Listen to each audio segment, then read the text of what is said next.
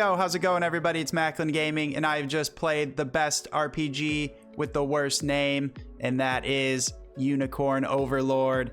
This is one of those games, when it first was announced, I was like, what is that name? Like, I'm not going near that. Some games I've just, like, avoided because the name is so cringe, like Xenoblade Chronicles. Even though I caved in, I played Xenoblade 3, and I absolutely love that game. So there are some great games out there hidden under some really bad names, and this is one of them, Unicorn Overlord. To be fair, there are no unicorns in the game. It's just the name of, like, the mascot of this army, you know, like Chicago Bears, the Unicorns, the Liberation Army Unicorns. So that's what's really going on here. You play as this man, Elaine, who's the son of the queen. He's right up there on the front. Kind of hard to see without the glare and stuff. But the queen dies, and then you are the prince, and you're trying to get revenge for your mom from this one evil lord, Galerius. And at first you have your mentor, Joseph, and a couple of other friends, and eventually along the way you gather up a massive army that you put together in little units of like 3, 4, and 5. You can start to expand your unit to hold more members and more soldiers in it. So the really interesting thing is how you can put together each unit of your army. It's all separated in those little groups of like 3 to 5. And there's different classes. You know, the names start to change, so I forget like all the names. You can like level up your soldier to have like a different name. But, you know, there's like House Carls, there's archers, which turn into snipers. You know, there's like the cavalry, like the Great Knights.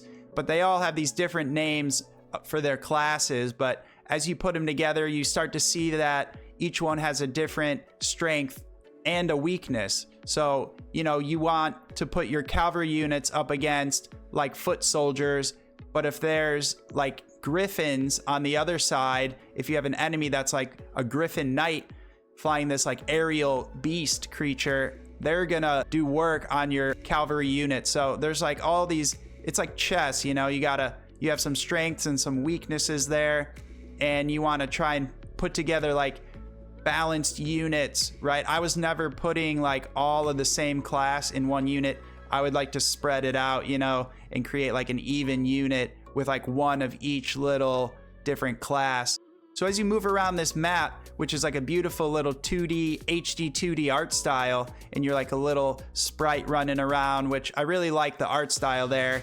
What you got to do is you got to go to each little region and fight all these battles and start to like liberate the region from the enemy's army, which is taken over. So slowly but surely you win these battles and you start to liberate and free all the people that live there in the little towns and things.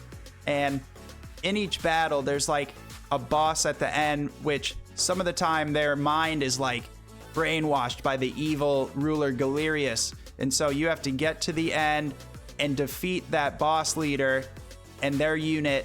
And once you do that, they like snap out of it and their brain comes back to their true self. And then after that, you can start to recruit these people as your friends. So you're fighting like some pretty strong enemies, and then all of a sudden they join your army. So then you get like a really strong new character. And this is how you put together your units and create like the strongest army you possibly can. And each unit has different skills. Every time they level up, they'll have a new skill. You know, there's like active skills and passive skills, and you can start to customize that if you want to get really deep into the strategy to make sure they're like optimizing every turn. Because one of the most interesting things about this game is when the battles take place, you do not control any of the battle. There's no combat for you to control. You're just sitting there watching a pretty long cutscene, you know? As the game goes on, they get longer, but I'll talk about that in a minute. At first, that to me was like kind of off-putting. I was like, I don't get to control any combat in this game. I love combat in my games, you know? I love like real-time combat, and even in like turn-based combat, I like to at least press a button to choose what attack I'm gonna do.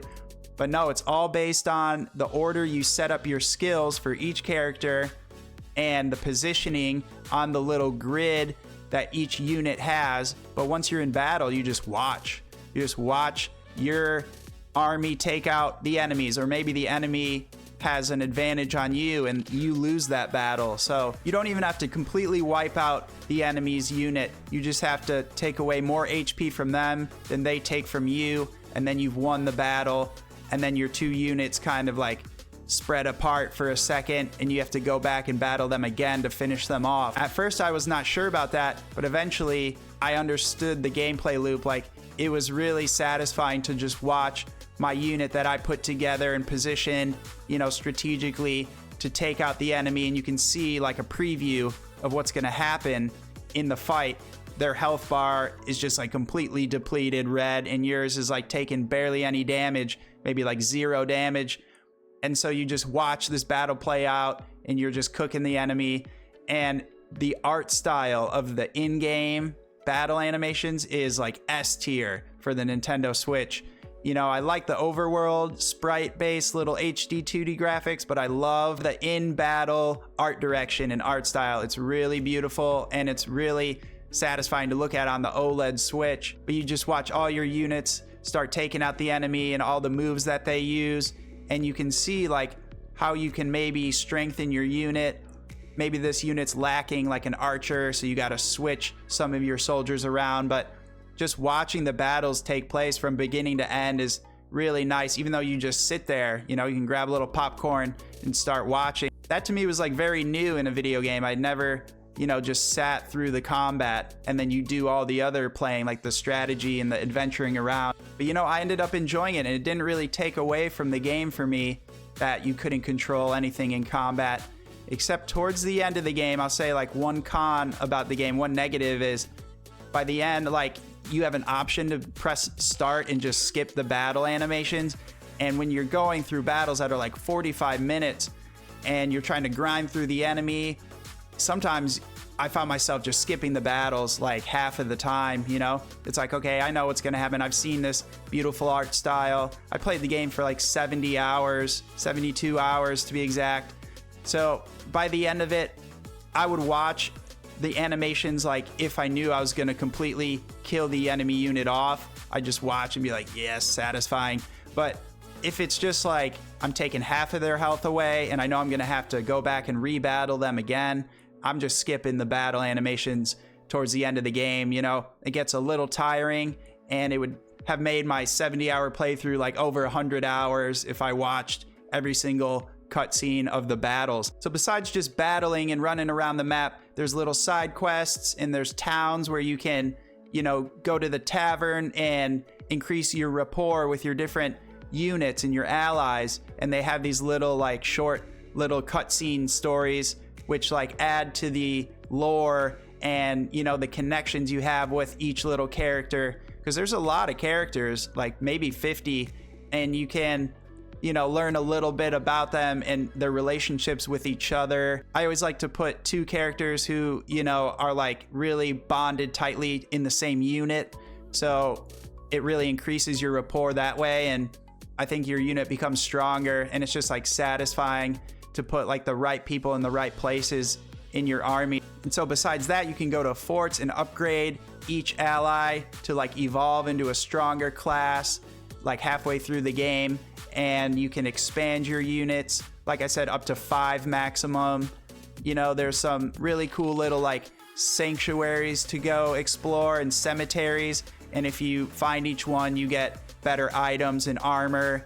And so yeah, it's about equipping each ally with the best weapons, the best armor and gear and accessories, and strategizing to put them in the right units, and then just sending them out into battle. And it feels really satisfying when you get like new weapons and trying to give the right ally the best new weapon or the best set of armor, and then they get stronger and they get new abilities and new skills, and then you watch that play out in battle, and all of a sudden your army's unstoppable, you know. And so that last battle is really hard though. The last boss is tricky. There's like a little strategy you have to do to be able to take him out, but I'm not gonna spoil all that. Anyways, to put a review on it, I'm usually like an action RPG guy, but to play this strategy RPG, I really loved it. The art style is S tier. You know, I've tried to play Fire Emblem games, and I think I love this more than any Fire Emblem game I played. So I'd have to say this is a good like 9 out of 10 game for what it is. And I very much recommend you guys play this if you like Fire Emblem or if you like strategy RPGs. You can't miss out on Unicorn Overlord. So if you guys like the video, leave a like, subscribe, and I'll see you in the next one. Peace.